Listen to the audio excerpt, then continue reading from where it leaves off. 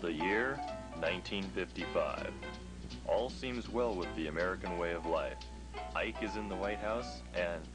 isn't he? Wait, when was he elected? Anyway, the Korean conflict is easy enough to ignore. Or is it over by this time? I'm not sure. Anybody got a world book? Dubious Falls, Wisconsin, July 17th, 1:15 p.m. A hot and unusually dry day has cooked the town all morning. The fashion-conscious townsfolk, who, incredibly enough, are already dressing in a style similar to the fashions of the 80s, sense an uneasiness in the air, as if something is about to happen. At 1:20 p.m., a slight breeze begins to blow from the west off of Lake Dubious. Then it happens. Longtime resident Zeke Hawkins describes the scene.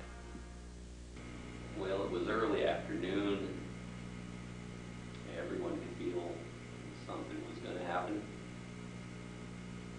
especially after the mail was late. And Ben Stevenson's car had alternator trouble.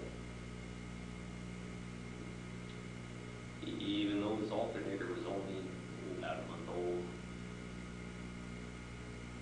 So everybody was kind of on edge anyway. And about 1:30 or so, I hit.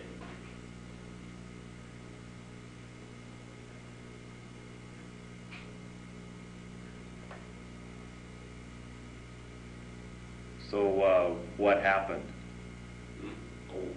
Oh. Well, it seemed to come out of nowhere, yet it seemed to come out of everywhere at once before anyone knew it.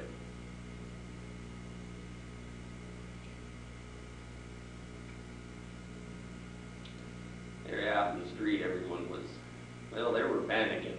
Me, I was reading Mechanics Illustrated when I felt the hair on my head being singed. It was like the whole thing was started by the hand of God or something.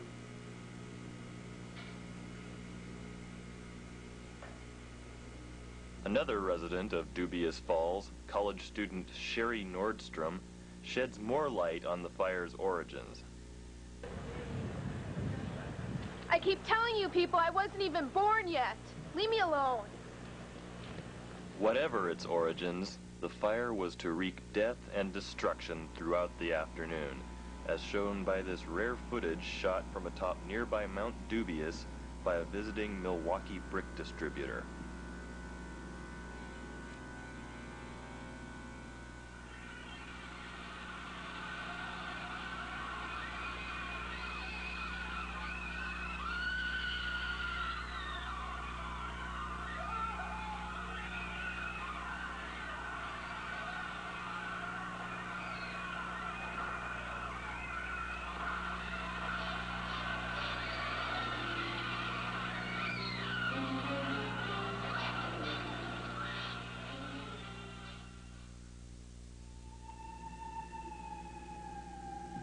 The next day, the town lay in ruins.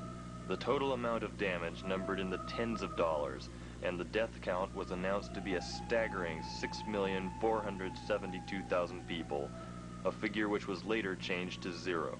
Then it was decided that this really dull guy named George had died, but then they thought that maybe those figures were wrong too. In any case, the Great Fire of Dubious Falls is one of the great American documentary subjects of the 20th century.